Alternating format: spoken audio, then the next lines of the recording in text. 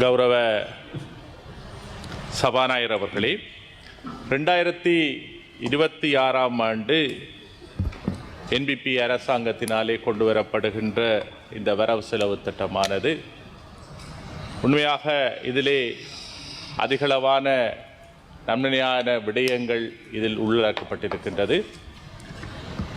இந்த வரவு செலவு திட்டமானது IMFின் நிபந்தனைக்கு இணங்க செய்யப்பட்ட ஒரு வரவு செலவு திட்டமாகத்தான் நாங்கள் பார்க்கின்றோம். இதிலே சர்வதேச நாணய நிதியத்தின் பல்வேறு நிபந்தனைகளுக்கு மத்தியிலும் இந்த நாட்டின் பொருளாதாரத்தை மையப்படுத்தி, இந்த நாட்டின் அபிவிருத்தியை மையப்படுத்தி, முதலீட்டை மையப்படுத்தி செய்யப்பட்ட ஒரு வரவு செலவு திட்டமாக நாங்கள் இதனை பார்க்கின்றோம். இந்த வரவு செலவு திட்டத்தில் அதிகளவான விடயங்கள் நன்மையான விடயங்கள் இருந்தாலும் Deputy Speaker will come to the chair. Honorable member, you may please continue. மேலதிகமாக நீங்கள் 2 நிமிடங்கள் எனக்கு தர வேண்டும் என்பதனை இந்த இடத்திலே குறிப்பாக கூற விரும்புகின்றேன்.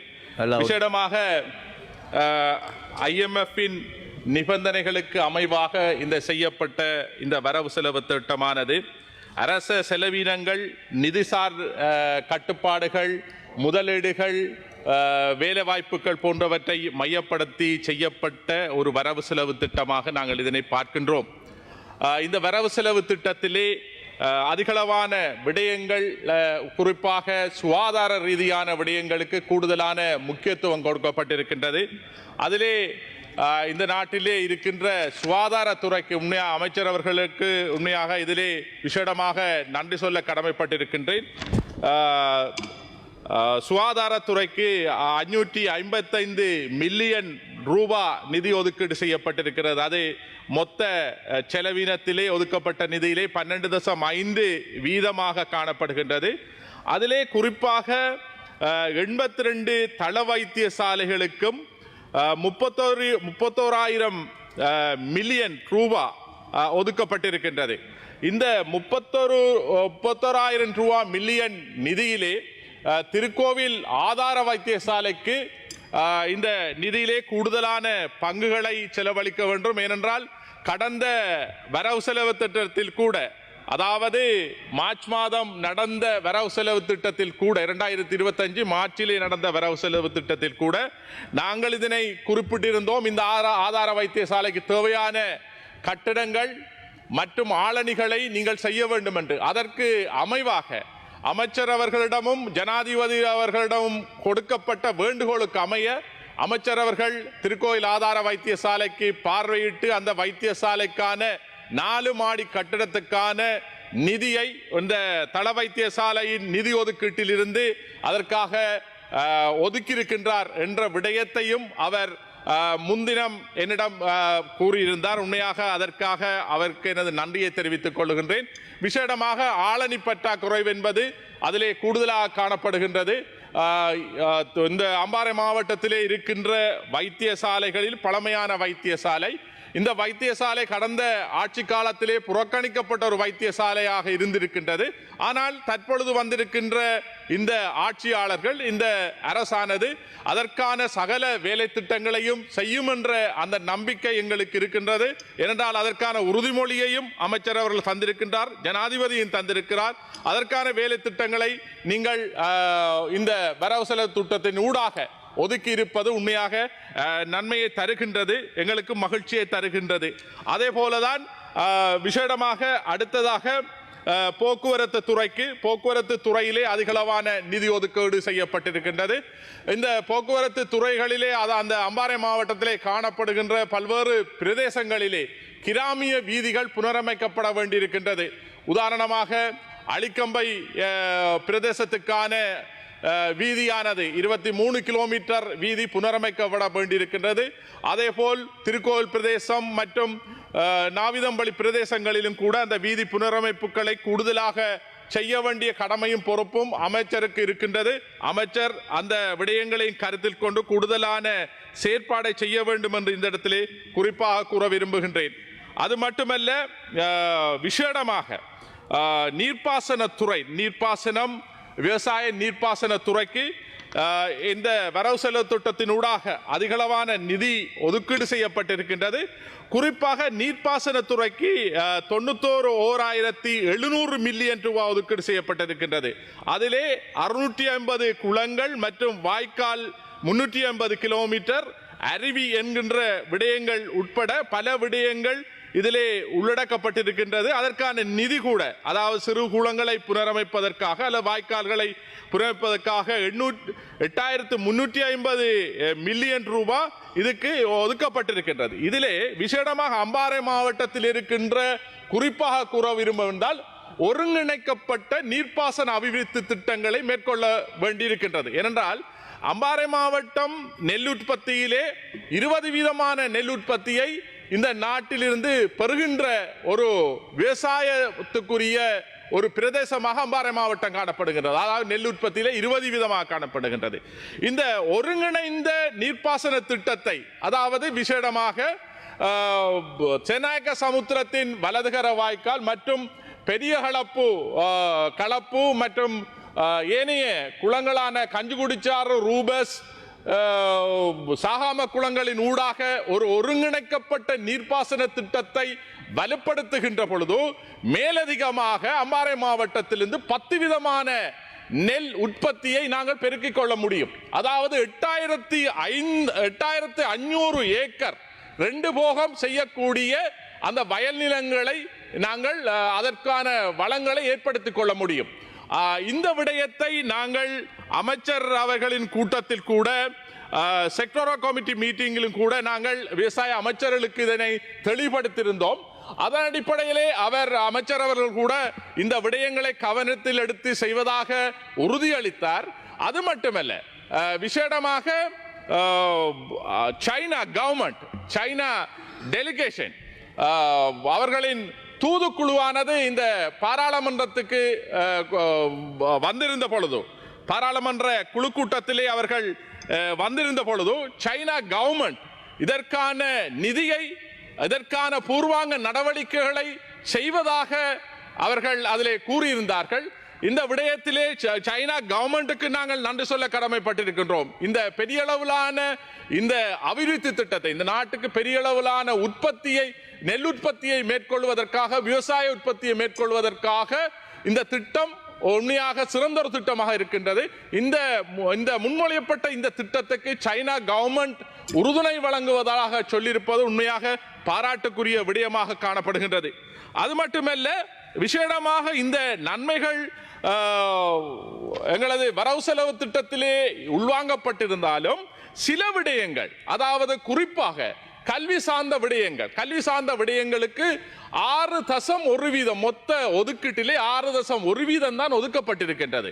ஆனால் அபிவிருத்தி அடைந்த நாடுகள், வளர்ந்த நாடுகளை பார்க்கின்ற பொழுது கூடுதலாக அந்த நாடுகளிலே 10-20% கல்விக்காக செலவழிக்கப்படுகின்றது. ஆனால் ஒதுக்கப்பட்ட நிதியானது கல்வி ரீதியான செயற்பாடுகளுக்கு, கல்வித்துறைக்கு ஒதுக்கப்பட்ட நிதி மிக குறைவாக காணப்படுகின்றது.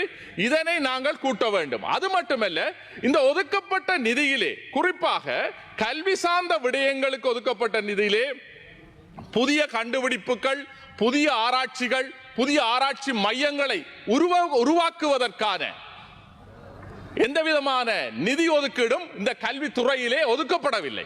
ஏனென்றால் வளர்ச்சியடைந்த நாடுகள் கூடுதலாக புதிய கண்டுபிடிப்புகளை, புதிய ஆராய்ச்சிகளை மேற்கொள்வதற்கான கூடுதலான நிதிகளை பல்கலைக்கழகங்களுக்கும் உயர்கல்வி நிறுவனங்களுக்கும் கூடுதலான ஒரு ஆராய்ச்சி மையமை உருவாக்கி அதனூடாக பலதரப்பட்ட நாட்டின் அபிவிருத்தி வேலை திட்டங்களை, புதிய கண்டுபிடிப்புகளை, புதிய தொழில்நுட்பங்களை, புதிய ஆராய்ச்சிகளை மேற்கொள்வதற்கான நிதி ஒதுக்கீடு செய்யப்படுகின்றது.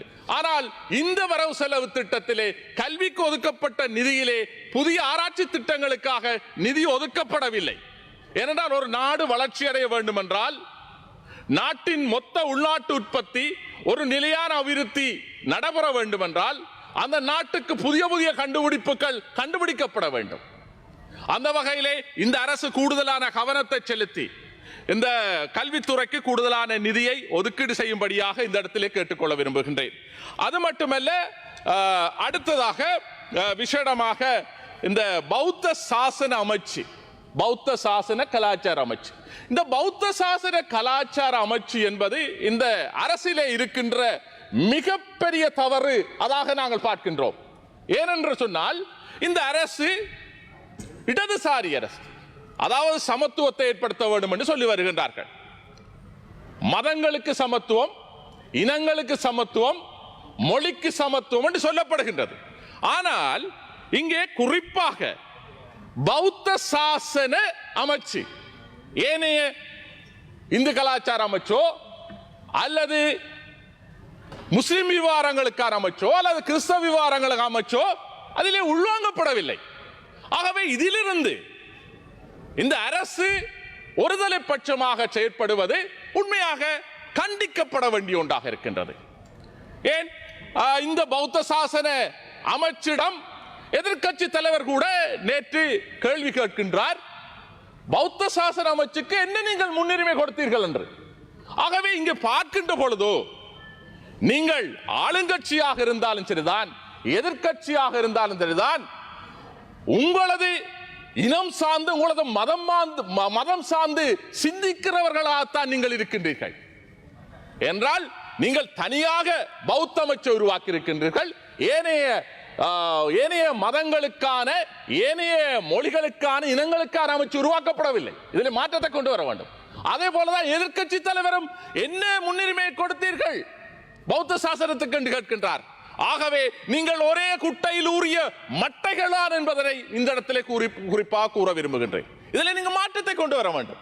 நீங்கள் இடதுசாரி அரசு. விசேடமாக இன்று கார்த்திகை வீரர்கள் ஞாபகார்த்த தினம் அனுஷ்டிக்கப்படுகின்றது. அதாவது இடதுசாரி கொள்கையோடு போராடிய ஒரு மாவீரரின் நினைவாக, ரோகண விஜய் வீர அவர்களின் நினைவாக இன்றைய நாள் அனுஷ்டிக்கப்படுகின்றது. இந்த நாளிலே you have 2 more minutes. இந்த நாளிலே ரோகண விஜய் வீர அவர்கள் இலங்கை அரச படையினாலே கொல்லப்பட்டார். அதிலே ஜேவிபி வீரர்கள் பல்லாயிரம் பேர் கொலை செய்யப்பட்டிருக்கிறார்கள். அவர்களின் நினைவாக இன்றே அந்த நினைவஞ்சலி செலுத்தப்படுகின்றது. இந்த நினைவஞ்சலியிலே நாங்களும் அந்த அனுதாபத்தை ஒரு இடதுசாரி கொள்கையோடு போராடிய வீரன் என்ற வகையிலே நாங்கள் எங்களது அஞ்சலியை செலுத்த விரும்புகின்றேன். விசேடமாக இந்த கார்த்திகை மாதத்திலே, இந்த கார்த்திகை வீரர்கள் தினத்திலே, கார்த்திகை மாதத்திலே மாவீரர்கள் நாள் அனுசரிக்கப்படுகின்றது. வடகிழக்கிலே மாவீரர்கள் நாள் அனுசரிக்கப்படுகின்றது. வடகிழக்கிலே 32க்கு மேற்பட்ட மாவீரர் துயிலுமில்லங்கள் இருக்கின்றது. எங்களது இனத்துக்காக, விடுதலைக்காக போராடிய மாவீரர்கள், பொதுமக்கள் இறந்த அந்த இடங்களை, அந்த புனிதமான இடங்களை, அந்த கண்ணியமான இடங்களை பாதுகாக்க வேண்டிய கடமைப்பாடு இருக்கின்றது. இந்த அரசு அந்த மாவீர துயிலும் இல்லங்கள், வடகிழக்கில் இருக்கின்ற மாவீர துயிலும் இல்லங்கள் 32 துயிலும் இல்லங்கள் இருக்கின்றன. அந்த 32 துயிலும் இல்லங்களையும் நீங்கள் வடகிழக்கிலே வாழுகின்ற தமிழ் மக்களிடம் பொறுப்பு கொடுக்க வேண்டும். அந்த இடங்களை அங்கீகரிக்க வேண்டும். அந்த இடங்களிலே நிலை கொண்டிருக்கின்ற ராணுவ பிரசன்னத்தை நீங்கள் நகர்த்த வேண்டும். ராணுவத்தை அந்த இடத்திலே ஆட்கொண்டிருக்கின்ற ராணுவத்தினரை அந்த இடத்திலே இருந்து அகற்றி மக்கள் சுயாதீனமாக, சுயமாக அவர்கள் அந்த இடத்தை கொடுக்க வேண்டும். அதற்காக இந்த அரசு அந்த இடங்களை அங்கீகரித்து பொதுமக்களுக்கு கொடுக்கின்ற பொழுதோ நீங்கள் நிதி ஒதுக்க தேவையில்லை.